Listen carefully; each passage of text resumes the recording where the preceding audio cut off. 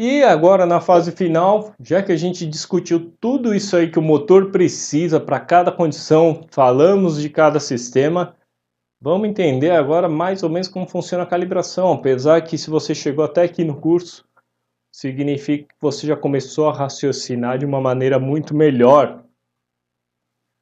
As fases de calibração, o processo de calibração de um motor e de um carro é extremamente demorado. Isso, um projeto, como eu já expliquei no outro vídeo lá que coloquei no YouTube, você leva em torno de 4 a 5 anos para desenvolver um carro. Então, a parte de calibração, ou seja, calibração em motor, eu tenho uma fase de desenvolvimento do motor em si, qual comando de válvulas, com qual isso, qual aquilo, qual escape. Eu rodo um monte de simulação.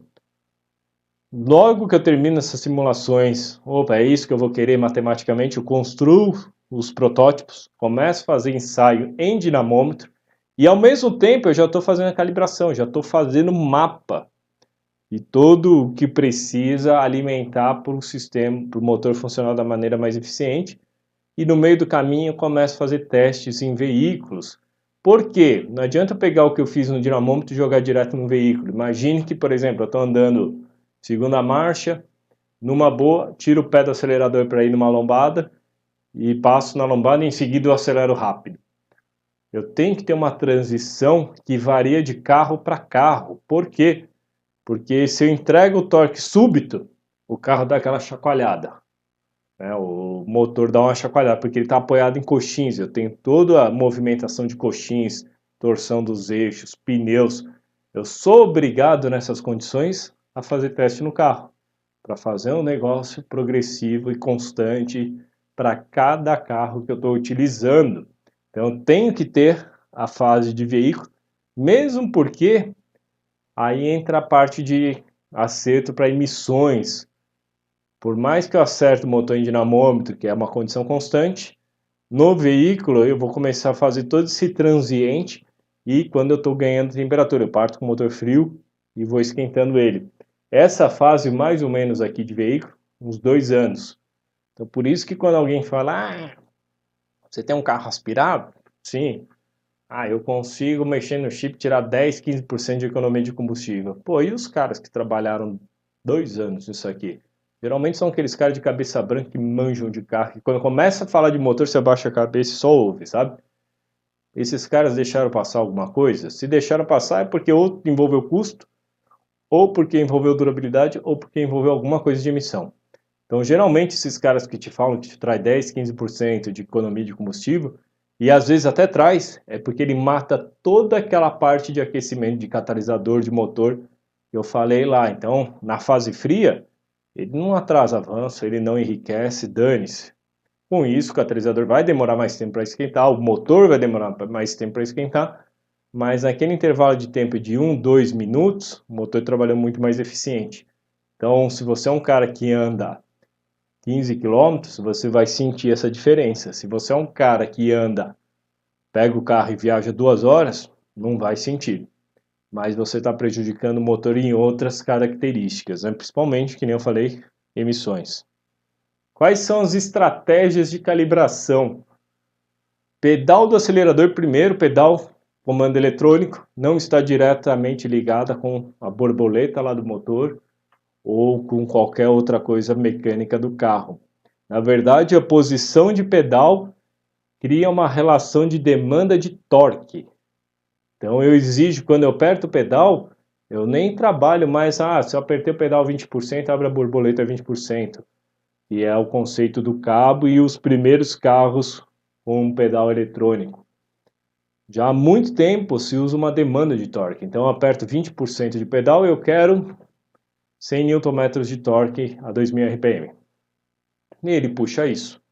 Se eu estou a nível do mar, se eu estou Campos de Jordão, não importa, ele vai sempre buscar aquela condição. E como tem variações, se ele está em Campos de Jordão, ele vai abrir mais a borboleta. Se eu estou com combustível bom, ele vai botar mais avanço e abrir menos borboleta. Então ele vai tentar se adaptar para buscar o quê? A melhor condição possível, seguindo lambda, posição de comando de válvulas, van de ignição e combinando tudo isso daí, se eu tiver turbo, menor pressão de turbo possível, eu vou tentar buscar o máximo de eficiência. Significa o quê? Ele vai sempre buscar a menor posição de borboleta possível, com maior avanço, se provar o mais perto do MBT, no Maximum Break Torque, que a gente já discutiu, e com lambda 1. Então é sempre a condição mais eficiente para otimizar consumo e durabilidade do motor, etc, né? Se eu tenho motor turbo, obviamente que isso complica muito mais, porque eu vou ter que brincar com as VVTs ali para tentar fazer o turbo encher mais rápido, depois eu tenho que voltar e isso começa a ficar complicado. Além disso, se eu tenho um turbo, pode ser que a nível do mar, numa certa condição, o turbo não tem que pressurizar nada, mas se eu estou lá em Campos do Jordão, sim. Então mudou a estratégia. E, obviamente, sempre visando a menor pressão de turbo possível, para tentar colocar o máximo de avanço, e sempre estar mais perto de lambda 1. Se eu estou com pressão de turbo, às vezes eu começo a ter que trabalhar com excesso para não quebrar o motor. Então, menos rico possível. É nisso que entra a famosa discussão. O motor aspirado, quanto menor rotação, Otto, né?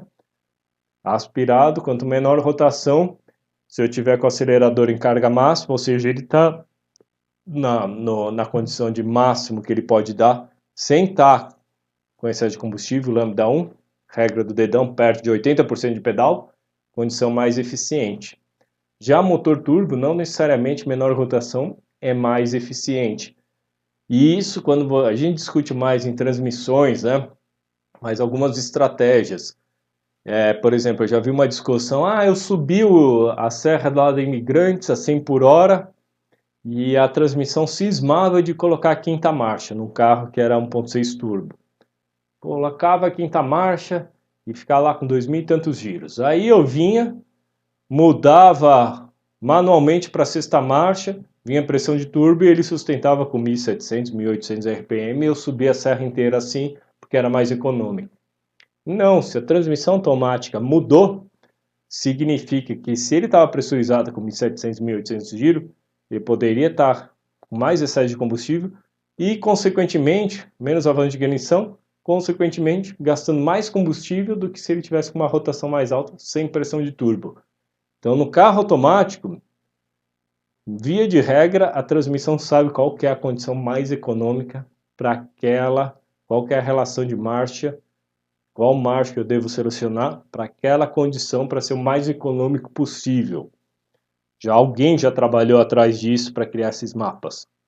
E por que eu falo isso? Porque dentro da central do motor, ele tem toda essa estratégia, ele sabe qual condição eu vou gastar o tanto de combustível. Então, se eu estou demandando 30 cavalos do motor, ele vai pensar, opa, mas o cara está em quarta marcha, com 30 cavalos, dentro dele tem um consumo específico, ele está gastando muito.